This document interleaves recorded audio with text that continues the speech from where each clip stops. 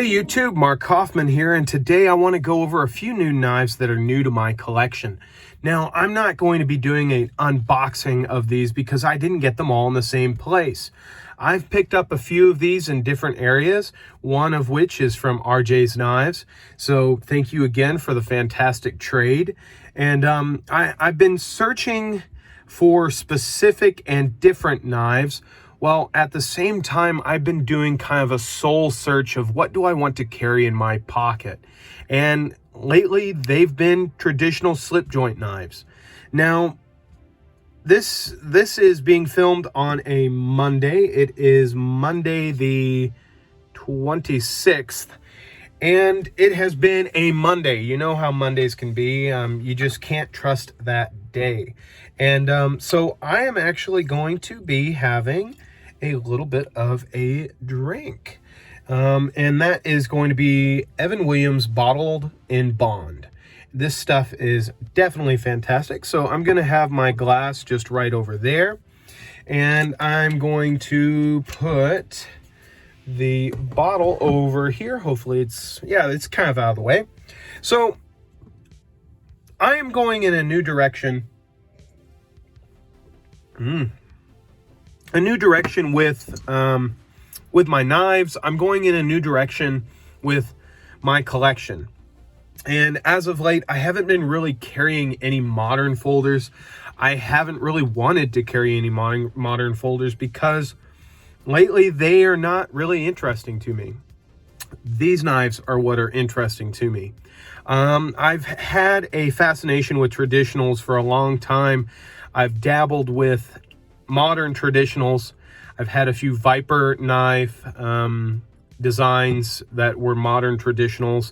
I've had a few other modern knives that had titanium frames, M390 blades, and I'm just reverting back to mostly Roughriders and marbles.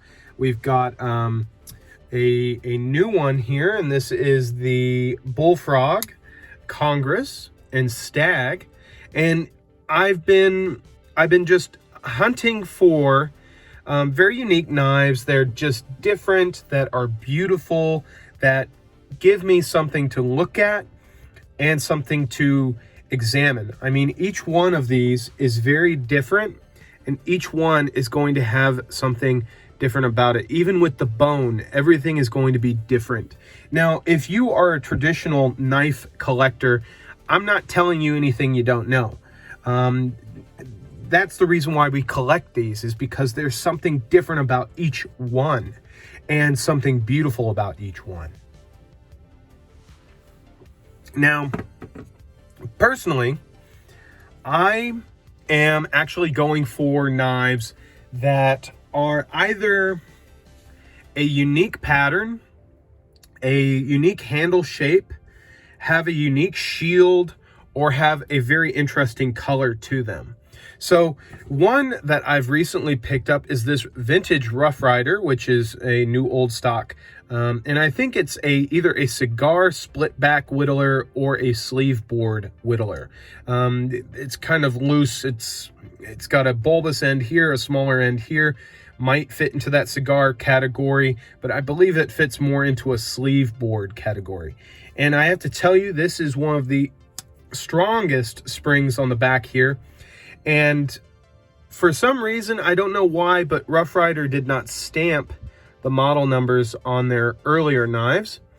But this is definitely one of those early ones.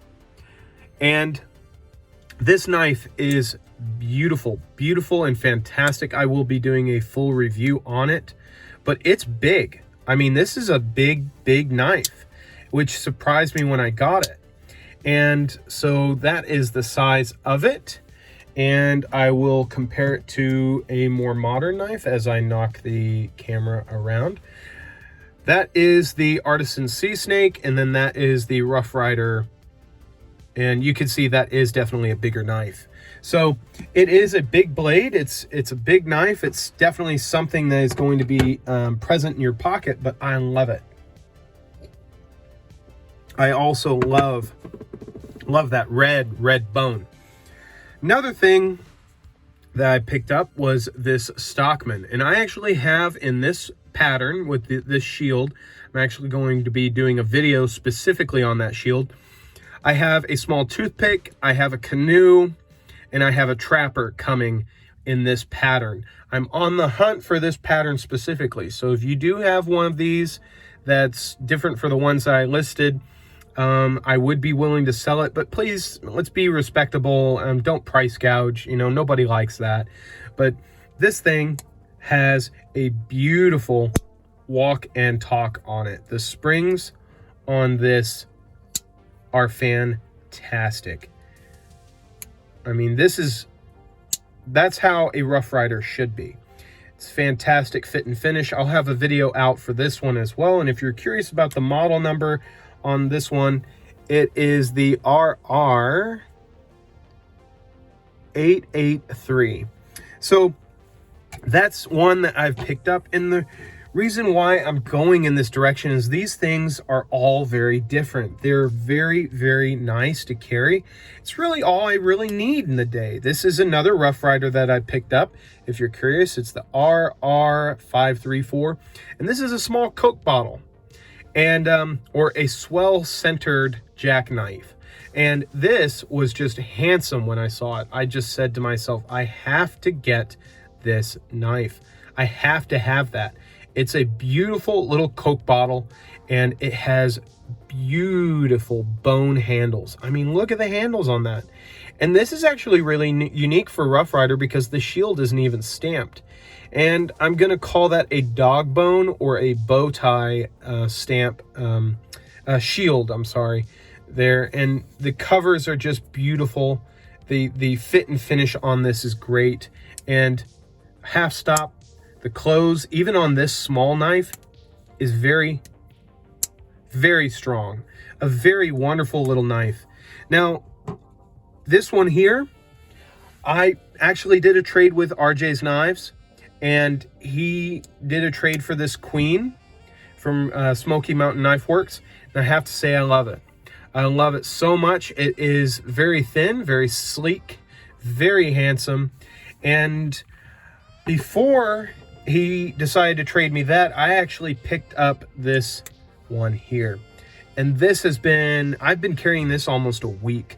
I've put some heavy oil in here to make it nice and smooth, but boy, the walk and talk on that is fantastic. I'll be doing videos on all of these. I just wanted to talk about a few of the knives that I've actually been getting in. Another one is this Marbles knife. I forget it's like a guard or integral guard knife. Very reminiscent of stuff that you would see in the late 1800s. And I just thought this was very unique and very useful. Sometimes I do work that involves my hand pressing a blade in, and I felt maybe having this guard would definitely help with that work, especially some gardening tasks. So that is definitely another beauty. And that Stag bone is a beautiful thing, but this is genuine Stag. So that's a few of them. Let's move on. Now, I've been wanting a Congress for a while now, okay? And this just spoke to me.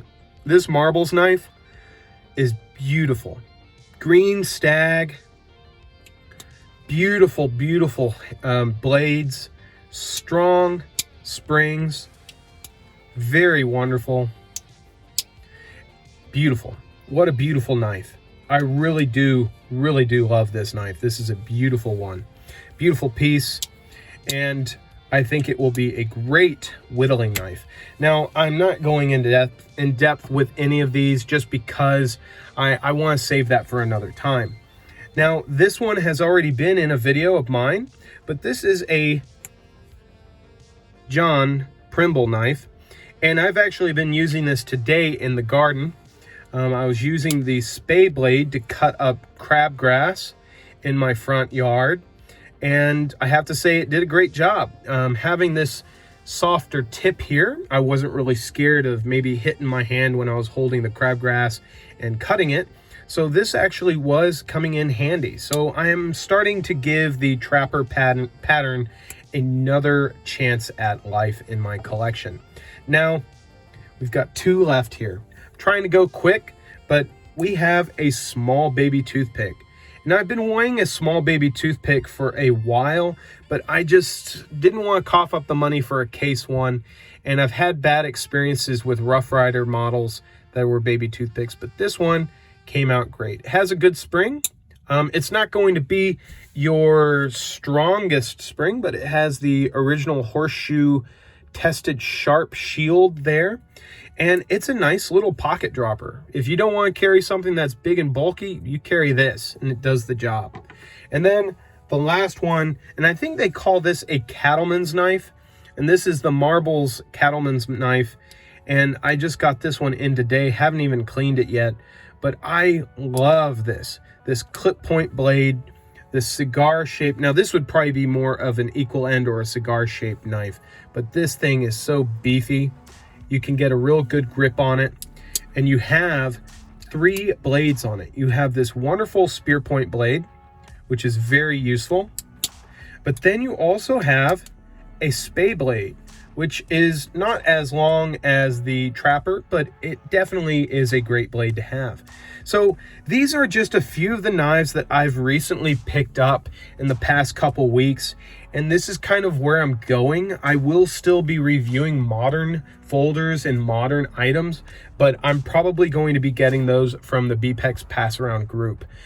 Primarily, I want to start talking about the history of some of these patterns, the shields, why certain shields are chosen, the history behind some of these shields, and maybe even the history behind some of the patterns that you see here before you. So that is kind of where I'm going. I'm going to kind of go real slow into this, do some research, maybe have some notes taken, and I hope to present you guys a great video at the end of all of that.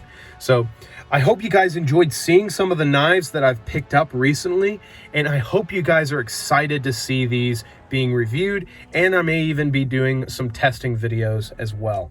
We'll just see what comes up next. So till the next video, I will talk to you guys later. Bye-bye.